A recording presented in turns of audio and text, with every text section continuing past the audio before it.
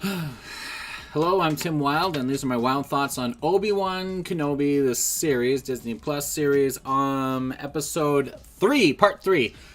That was awesome, and I'm not just saying that because, it's Darth Vader action and all that. Oh, spoilers. Darth Vader action in this episode. I'm not saying it because of all those things. I'm saying it because it was well done. It was a perfect no, but I don't have a lot to complain about. I just want to say, just go through kind of a list. I made a list of things. You couldn't see that. I made a list of things I liked. Everyone's always saying I hate everything, and I just can't be happy with anything. I was very happy with this episode. I thought it was really strong, and I like everything. I'll just go through the things I put on my list. The opening sequence with Vader suiting up. If that had been the end of episode 3, I think we all would have been much happier than that goofy scene that we got with him, which everyone knows. It was really strong. It was kind of emotional, but what triggers me for that, not triggers, what I like about that is seeing that visualization really brings reminiscent the comment by Obi-Wan where he says he's more machine now than man when he's talking to Luke later on.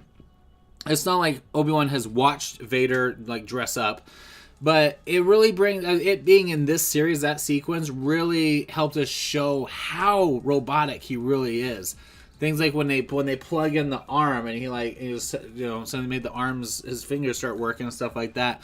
The spots on his back that connect into his spine when the suit when they show it just but it just showed the imports or the ports or whatever it is, whatever those are for. The respiratory system when that plugs in and lights up, his legs coming in, all of that, and then the mask coming down. I like how he's, his eyes are open when the mask comes down.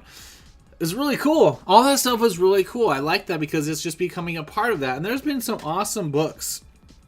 I always go back to them when I talk about this stuff, but there's been some great books that talk about the transition and what Darth Vader experiences, especially at the beginning of his adapting to the suit and dealing with the trauma that is his life. Really solid stuff. This really kind of gave the audience, just through visualization, the impact of how more machine he is, or how he's more machine now than man. That statement, after saying that, was very clear. It's not like we didn't know it. We saw all the limbs that were missing at the end of episode 3, Star Wars episode 3 of the movie. But seeing that really, it was just cool. It was just like, that sucks. It really sucks. Anyway, I love that sequence. I like Vader in his throne room. There's not a lot to really say about that. I just love that he just has this big bay window looking out over the lava. It's just cool. I mean, I think everyone saw that. It was just really good visualization of him and the darkness that he has, the festering, and the reminder constantly of what made him the way he is. Even though later in this episode he blames that on Obi-Wan. He says, "This is what you made me." Anyway. Stuff with Obi-Wan, I really liked the scenes with him and Leia on the ship, and later on in the back of the truck by the Ray Romano. The guy sounded just like Ray Romano. Get in the ship, I'll take you to the port. That's not my. That's what I was doing to say it was Ray Romano, but I don't have a good Ray Romano impression. But that alien shirt had a good Ray Romano impression. It sounded just like him. Anyway. And all that dialogue with him walking down the street and everything, he was talking about this planet, what it used to be like, and she's starting to see that he's experienced and he's wizened, he's traveled, or well traveled, he knows a lot of things, and then she starts piecing together that he knows about his family, and she asks if you were my dad. Oh, that was so heartbreaking. When he looks at her, it's almost the same look and that processing that he gives Luke in episode 4 when Luke is like, "Did you knew my father?" And he said, well, no, when he says, "How did my father die?" And he looks at him, he's trying to consider how to explain. What does he say? How much does he tell him? What does he tell him? I really thought that conversation was going to lead into a certain point of view context, but it didn't. It was really good dialogue, though, and it really, the scene with them on the ship, he fixed Lola, all that. There was another part of that conversation, I can't remember what he said, walking down the street, pointing everything out, and she's like, I thought the Empire is good, and Obi-Wan's kind of establishing for her, helping her understand the realities, because I'm sure Bail isn't really formal and forward with his daughter in her preparation for being in the Senate eventually, about the evils of the Empire. I'm sure she has an idea. I'm sure she can sense his frustrations. She is Force sensitive. But I'm sure he's not sitting there indoctrinating her on the history and Order 66 and the Palpatine, the Clone Wars, and all that stuff that's happened that made the Empire the way it is, and the rise, dog outside, and the rise of the Emperor. That I'm sure in her mind, just like Bale said in Episode 3, all they're trying to do is to fit in, get along, and pretend they're being supportive, so that eventually, was this in the movie or is this just in that deleted scene or in the book? I don't know, but anyway, that's the concept everyone's familiar with. That they were just going along with it so that later on they'd be able to rebel from an established and empowered position, not on the run, if they even survived at the beginning of the rise of Palpatine. Anyway, I don't know if that made sense, but if not, whatever. It's my thoughts, so my thoughts are confusing sometimes. But I like that. I like how Ben or Obi-Wan is explaining the condition of the Empire, and he's talking about how some good senators are trying to do good, like your father. I really like that. There's some other good conversations in there, but I don't remember them. I'm just going to move on. I like the Inquisitor MTC. I call it that because it's an isolated. It's nice that this is the little tower temple that's like sticking out of the water, and I call it it's the Inquisitor's home base or whatever. I don't know if this was in the cartoons. I didn't get that far in Rebels, but it was cool. But everyone, when they first land and they're walking through that big giant open room, when she's with whatever her name, the Sith third lady or third sister, whatever she's called, walking through, you see in this entire big expansive chamber, everyone is walking around in pairs. There's like 20 pairs of stormtroopers walking around, literally 2 by 2, not going anywhere, but they're just kind of wandering. Like, it doesn't seem like there's any doors or any buildings or offices or equipment, or there's nothing, no vehicles are boarding. There's nothing they're doing in this room. They're just walking. And it just kind of reminds me of if you go to the MTC, especially in Provo, you walk in the middle of any plaza between the buildings, between the barracks and the between the what are they called? The dorms and the cafeteria and the classrooms and all that stuff, and then the chapel's like, you stand in the middle and all you see are just 2 by 2s walking just and seemingly going nowhere. That's what this was. So this is the Inquisitor MTC.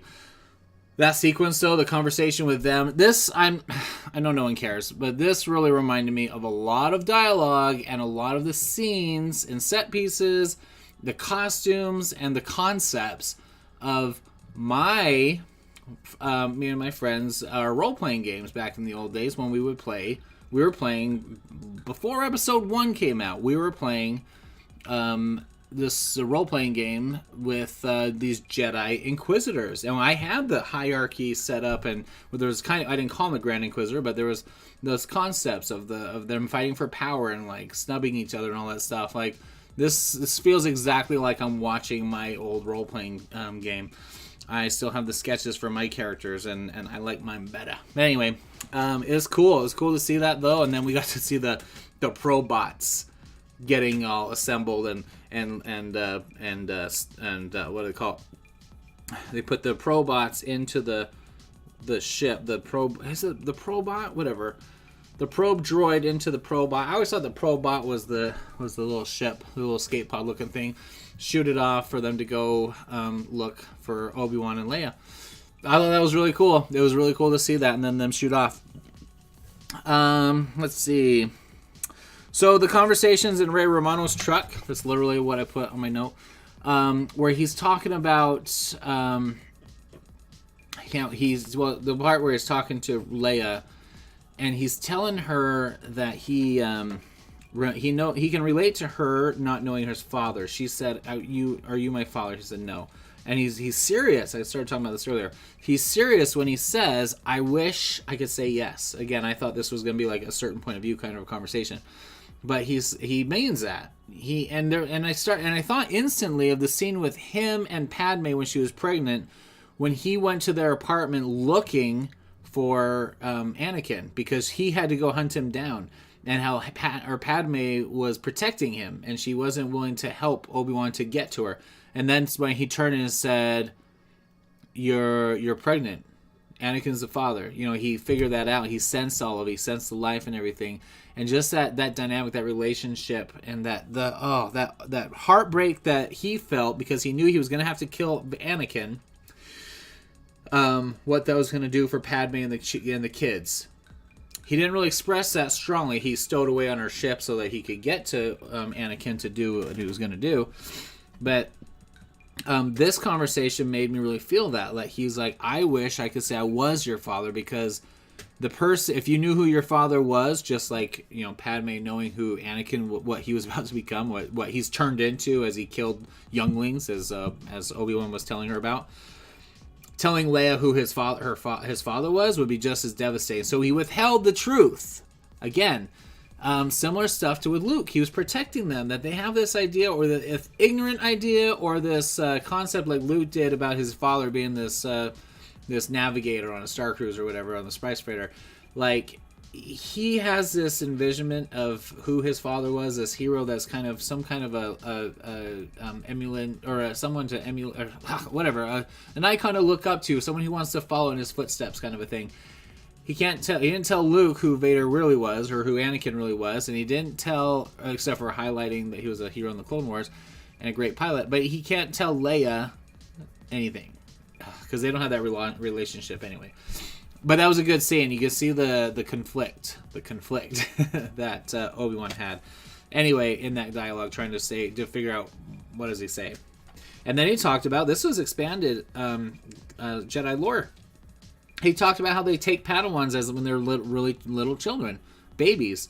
And that he has memory, or he talks about these flashes, these impressions or whatever, of glimpses of a baby, of like his mother or whatever, and another baby that he had a brother. Now, in the original in the book, Star Wars: A New Hope, in the book, if I remember correctly, Uncle Owen was Obi-Wan's brother. That's interesting. If there's not really a reason that Owen, is there? I'm trying to think who Uncle Owen is. He was the adopted. What was he to Anakin? Shmi's. What the crap? Where did Owen come from? Shmi married the old guy, the crippled guy, and Beru and Owen were living on the farm. Who were they in relation to, the old guy or Shmi? Oh gosh, it's been too long. I can't think of it. Anyway, if Owen turns out to be Ben's brother, or if they're alluding to that, that goes back to the original book of Star Wars: A New Hope. This one, I always have to reach for my shelves whenever I do my reviews, as if I have everything. This one, the original book. It's not first edition, first print, but the original book, over 5 million print. It's one of my mother's copies.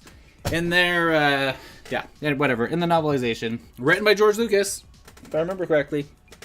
That was the original idea, was Ben was Obi-Wan's brother. So it's interesting that came up. That would be interesting if they actually went with that, if they made that canon. Anyway, other things they talked about, the babies, which, again, the relevance of this is that Leia later on, when she has the conversation with Luke on Endor, all she remembers are glimpses and images, impressions of her mother. And then people like ripped apart the sequel or the prequels, saying, well, no, Leia never knew her mother, because that was Luke's question. Do you remember your mother, your real mother? And she says images, really feelings. Images?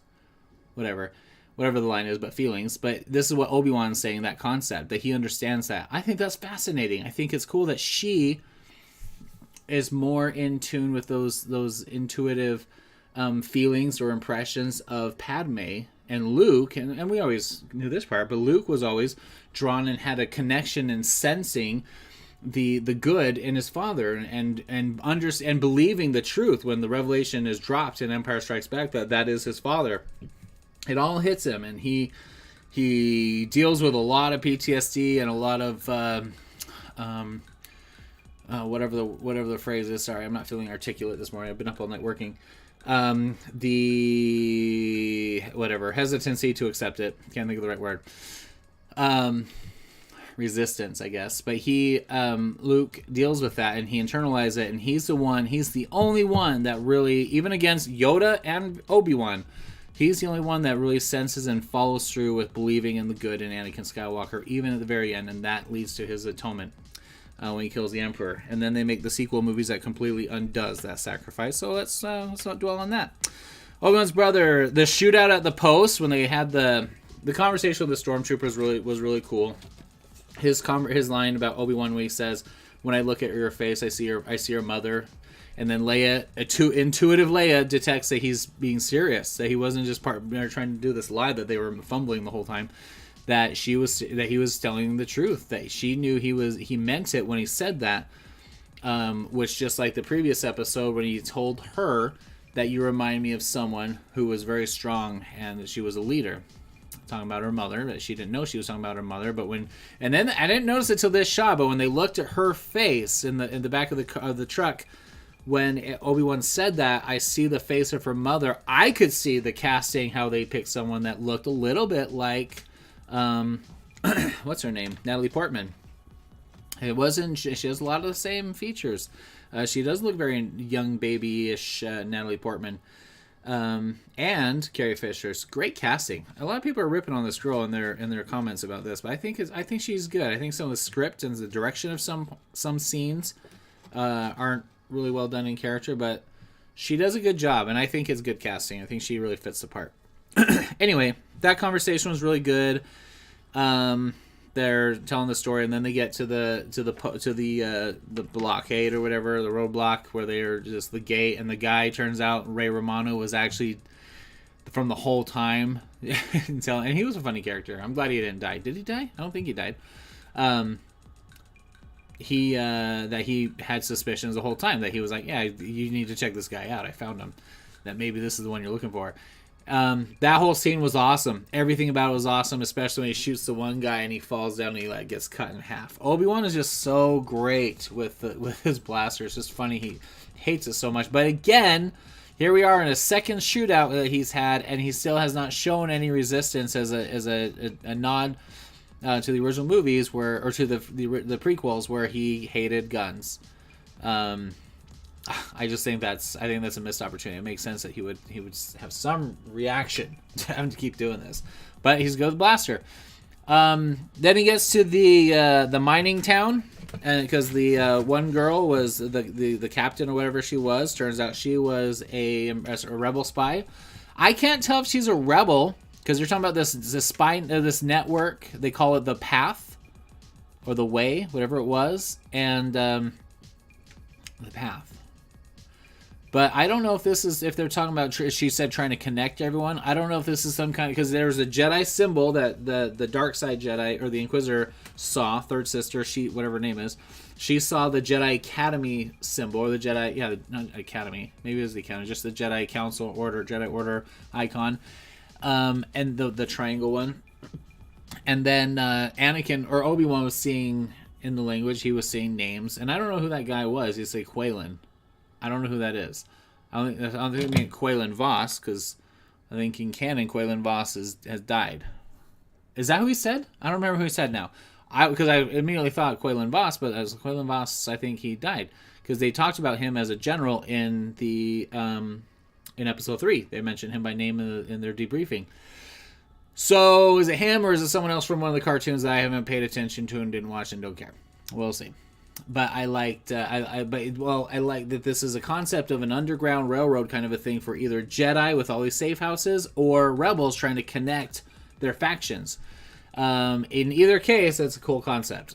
I hope it's the Jedi thing, because there were Rangers in some of the role-playing books. The content talked about how there were Rangers. I can't remember what they're called, Achillean Rangers or something.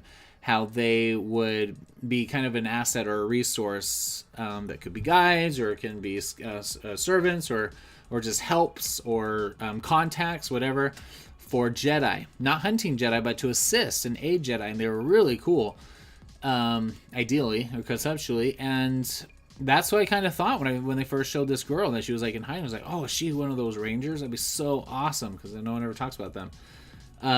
But I don't know. I don't know what she is. Maybe they said it and I just didn't catch it. But I don't know if this is a rebel faction or some kind of a Jedi Underground Railroad kind of a thing. In either case, it's still cool, because he said they keep coming back and taking them. They're talking about the Force-sensitive children being taken, so it seems like it's a Jedi Underground Railroad thing. Cool concept, and I like how she was like curious about the writing and stuff, Leia. And you see Obi-Wan was just like, I don't have time to talk to her about this. And they talked about how they're taking anyone that's Force sensitive. And that's the Jedi Purge. It's not just Jedi, it's Force sensitive people, and we don't know where they go. I have a feeling we're going to see that. They're at some point, maybe that's where we're going to take Leia. That's where they're going to take Leia in the next episode. The Inquisitor picked up a Force sensitive child and is going to take her wherever they process Force sensitive children, where they're probably going to torture them and try and break their spirit, break their will, try and corrupt them, and see if they're triggered or reacting to the ways of the dark side. If not, execute them. After interrogations and trying to figure out who other Jedi they may know.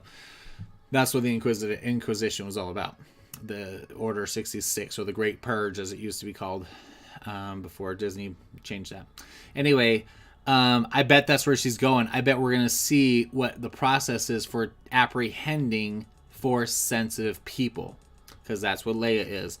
It's not going to turn into another prisoner hostage situation. This is going to turn into this is going to kind of highlight the inside of Order 66 in the current time, what's going on, besides just walking around hunting Jedi. Speaking of walking around hunting Jedi, now Vader's on the scene. Now, this reminded me when Obi-Wan, he was like, oh my gosh, what was that feeling when he felt the dark side, or that emptiness, that disturbance in the Force? And he didn't say it. I thought he was going to say it, but he didn't say it. And that presence, it was all shocking and horrific for him. And he looked out the window, and then you saw the stormtroopers, and then you saw the Inquisitors walking. You're like, okay, so the danger's here. They're already in town. And then you saw the shadow of Darth Vader's helmet, and I was like, it reminded me of the Ninja Turtles 2 movie, kind of the first movie, but mostly the second movie, when Raphael infiltrated the foot soldiers' compound at the junkyard, and he snuck in there with Chino or Kino, whatever his name was, and he saw Shredder walk, and he saw in this build-up where he didn't get a good look at him, but he saw him, and I was like, oh, this reminds me of when they introduced the Shredder in those movies. Super cool.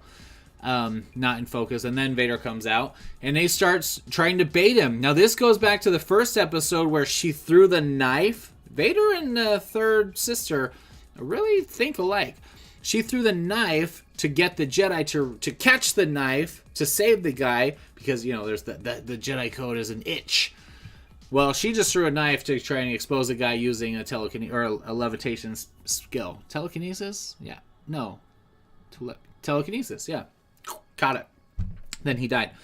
Vader is going way more extreme than that. Walking down, he starts pulling guys out, choking them up in the air, snapping another girl's neck, crushing another girl's windpipe while dragging her on the ground. Oh my gosh. Scary stuff. When they describe the Jedi, it's called, not affect mind, injure/kill. That was the name of it, if I remember correctly, in the original Star Wars role-playing game. They had descriptions, because in the games they always put little examples of how you use this power. And the injure/kill power talked about different things you can do, like scramble their brains, or like break, or snuff out their windpipe, things like that. And the things you see Vader do. But it described a few examples of what you could do with that power and how you kill people. Snapping the girl's neck and dragging the one person on the yanking on that stuff. Oh, horrific stuff. Anyway, yeah, that was pretty cruel. And even the Inquisitors lined up. They were like, oof. I was like, this is more than what we do. Anyway, that was awesome, and it baited, and then it worked. And Vader the whole time is walking right towards Anakin. He knows he's there. I mean, he sensed Anakin. Excuse me. He's walking towards Obi-Wan. I don't know if he knew he was there. He sensed it, but he figured something out, because he sensed where he was in the shadow or in the alley, and then Obi-Wan got away. And then he disappears, walks off camera, and then he ambushes him on the desert. So obviously Anakin sensed Obi-Wan. Obi-Wan is still very, he's not, he hasn't broken out the Force all the way. He's still got to kind of, knock off the dust a little bit. We've seen him use the Force once now, other than sensing things, but he used the Force to catch Leia. Excuse me. Now he gets into an all-on, and I've been waiting for Obi-Wan to spark his lightsaber. We all have. And the when he finally does it is to walk around and use it as a light.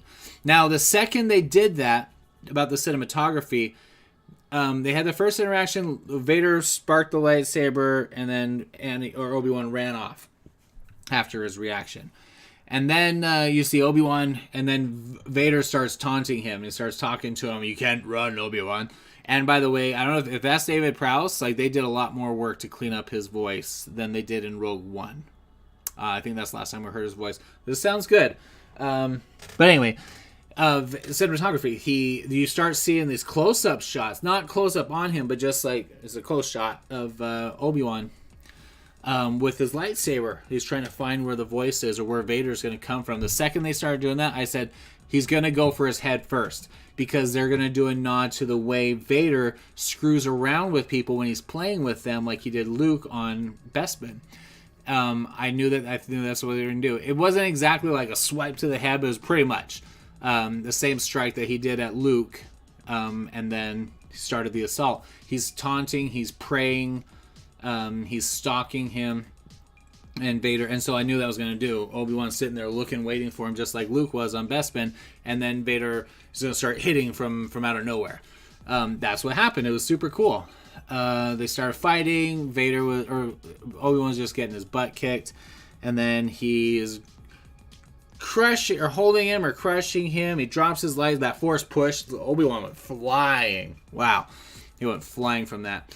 And then he knocks over the crystals. I couldn't figure out what he was about to do. I thought he was going to start shooting shards of that mineral, whatever that was, at Anakin and have to start cutting him up. But he did. He knocked that over, ignited it with his lightsaber, which is cool, which I did in my role-playing game, by the way. I used the lightsaber to light a fabric on fire. I've never seen him do that in the books or movies. Well, I've read the books. Haven't seen him do it in the movies or anything, so I did it first. Anyway, he lit up this fire, and then he pulls Obi-Wan, and I don't know why I'm describing like you guys haven't seen it, pulls him down and starts dragging him into it, and I was like, oh, that is horrendous. That's terrible. He's trying to get back at Obi-Wan. It's because he already said, he said, this is what you've become, and Vader says, this is what you've made me. And then he's now dragging Obi-Wan, burning, and I'm like, wait, he can't burn his face and stuff because he doesn't have a burned face or scars later on. So he's just dragging him. He's dragging on the side of his shoulders, and you see it's melting through his robe when you finally get a shot of it later. So maybe Alec Guinness underneath those robes did have burns. We don't know. We'll never know. But they've now made that what happened, and that was pretty gruesome. And then but okay, this part was dumb. This is one thing I didn't like. Vader has been obsessing over this for 10 years, trying to track down Obi-Wan, and he finally finds him, has that little showdown, is completely working him, and he even says that these years have made you weak. And now he's in the fire. When you saw the spread of those minerals, it was not that big of a mess. If that was just all in fire, we're not talking about a forest fire that you can't get through. You could easily walk around. Stormtroopers could start shooting through the fire. I know they probably know not to do that, because when Vader's fighting a Jedi, you let him do his thing. Even the Inquisitors knew that. Not to engage. But Vader had this big defeatist face. I mean, as a helmet. But he has this defeatist expression the way they do that. And he just turned and was like, oh, well, that sucks. He got away. I was like, dude, he's 10 feet away from you. You have a fireproof suit. You could walk right through that, or levitate over it, or walk around it. You were already appearing in front of Obi-Wan as he's running away. So I thought that was kind of a cop-out way for Obi-Wan to get away. I thought the lady, and I think, by the way, I didn't catch it. I think that's the lady that plays Pedro Pascal's wife in Game of Thrones. I think that's the wife. which is cool because Pedro Pascal was in Mandalorian and now his wife is in Obi-Wan. If that's her. It doesn't matter. But she goes up and she shoots a stormtrooper that's approaching Obi-Wan instead of taking a shot at Vader. I thought that's where they were going to go with it. I thought she was going to shoot at Vader. Vader would have deflected it, obviously, or caught it with his absorb energy power, whatever that's called. I think it's absorb energy. And then stopped, and then the stormtrooper would have stopped pursuing Obi-Wan and turned and started shooting on the mountain where she was hiding, and then she would have been killed by Vader. He would have walked up the hill and killed her or captured her to torture her later, while Obi-Wan was able to escape somehow. I thought that's what we were going to do. Instead of just having a fire that stormtroopers can't run around and Vader can't fly over or walk through or run around, I thought that was a cop-out. Because this big giant droid, gonk, gonk, gonk, gonk. And he was kind of cool, by the way. I like that noise he makes. And how the stormtroopers are like totally disrespectful. And I thought that one was going to get that hammer behind his back to the face. I thought I was like, oh my gosh, this is crazy. Like that stormtrooper that fell in the electric fence. That's one part I forgot to mention. That was awesome. Anyway. Oh, good stuff. I don't know if there's anything else I didn't mention. I was going to mention the colors when they do the lightsaber fighting. When the red and blue, I wouldn't know if I'd call it fighting, but Vader attacking or just kind of toying with him. Because you notice this, Vader's only using one hand for most of it. That is when he's toying. He first starts the Bespin fight with Luke with one hand. He's just messing around with him. And it's not until later he's like, hey, I'm bored. Now let's finish this up. And then he gets hurt. Then he starts going for lethal wounds. That's what Vader does. So when he's using one hand, he's just playing around with you. He was playing around with Obi-Wan this whole fight. But the lights, they're in the desert. It's nighttime, but the light from the lightsaber, the blue and the red lightsabers, shooting all this purple and everything everywhere, that all was very much like the Force Awakens. No, not Force Awakens. Force Unleashed video games. That's the first time they really started playing with the which is cool. The lighting and how the effects of different combinations of lightsabers and what that looks like on Vader's face, on the reflection, on the glass eyes, and on the ground and the lighting everywhere.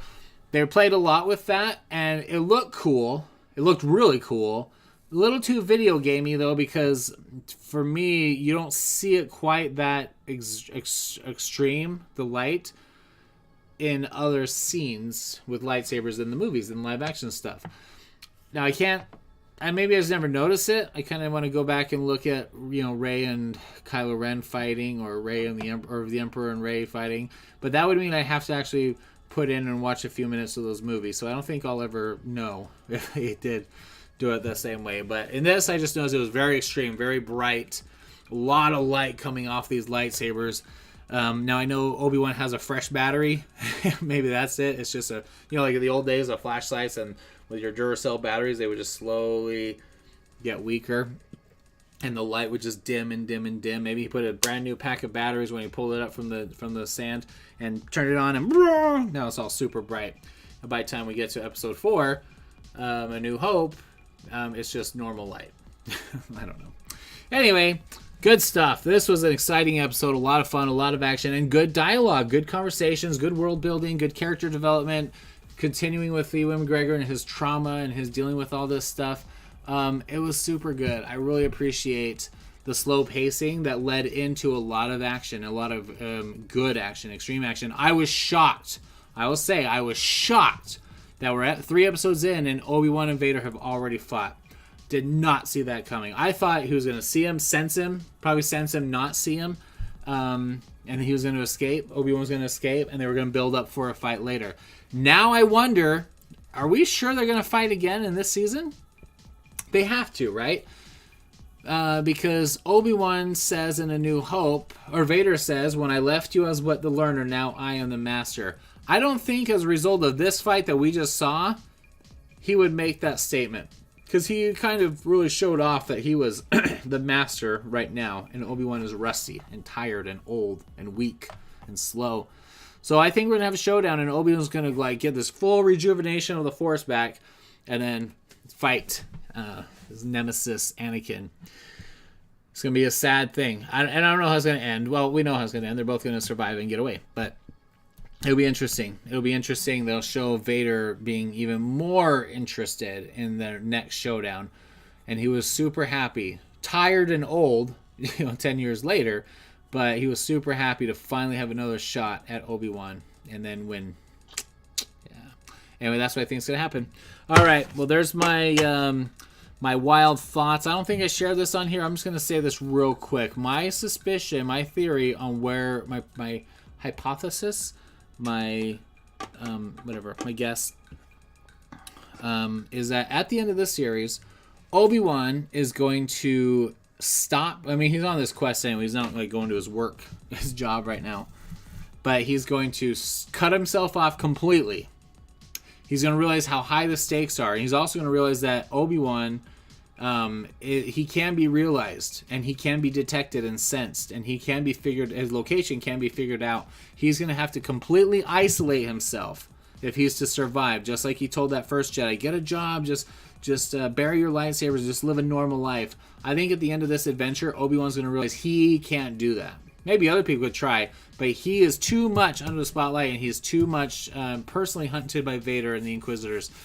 I think he's going to cut off his daily trips to his stable in Mos Eisley or Espa, wherever he is, and go into the train to work. And he's going to say, "Forget this. I need to go further out and go out to the Dune Sea and be in the terrain of the Tusken Raiders and have a closer eye on Luke because he knows how dangerous this all is.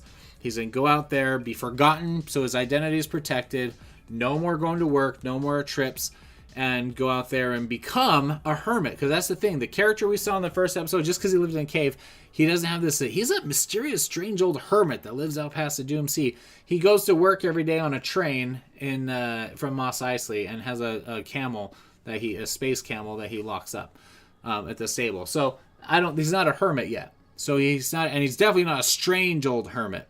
So by the end of the show, he's gonna get Leia safely home, and this is gonna waken up his realization that the threat is serious. We're not just on vacation in Alderaan and just doing nothing in Tatooine. The threat is here. We need to be very careful. And Bail, train her to be a senator. Keep a very close eye on her. I trust you. I'm gonna take a better watch over Luke. That's what's gonna happen. But I mean, everyone's gonna say obviously, but I mean, no, we haven't talked about the hermit thing, and he's gonna cut himself off from the city and become this rumored weird guy that lived out there. That's my thoughts on Star Wars Ben Kenobi Part 3. Really good stuff. I'm excited for Episode 4. Everyone is, but it's gonna be cool. He's got to find